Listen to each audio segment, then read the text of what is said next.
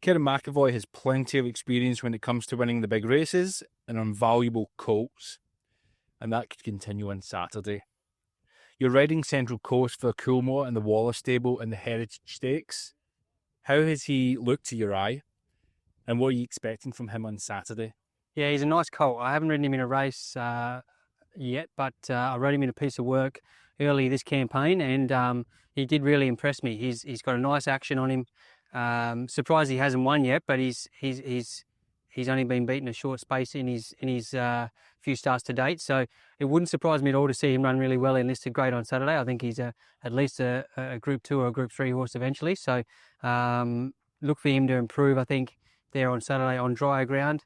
He was in the really heavy, atrocious conditions there at Canterbury there last time, and hit the front and then just got ran down the last little bit. So I think the conditions on Saturday will suit him and he can run a good race. And Skyhook was impressive when running third in the run to the Rose. Will he be better suited to the 1400 metres, and can he turn the tables on Tempted? Yeah, well, that's the question. I think both Gerald and Sterling and myself do really believe that 1400 metres is going to be perfect for him.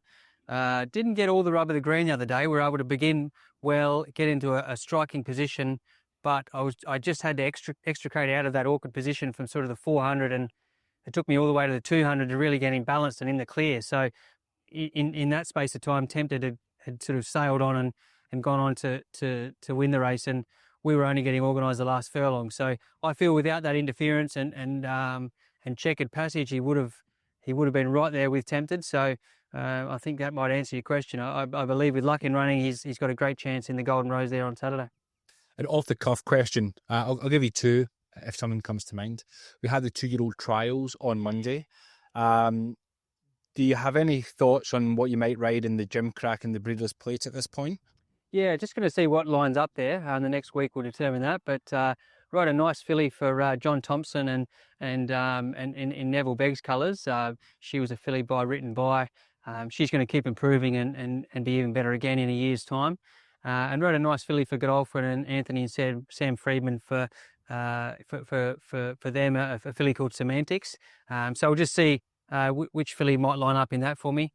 Colts, I'm not sure yet. I think the Colts I rode that day might head out for a spell. So we'll just wait and see. But yeah, really looking forward to that day as well.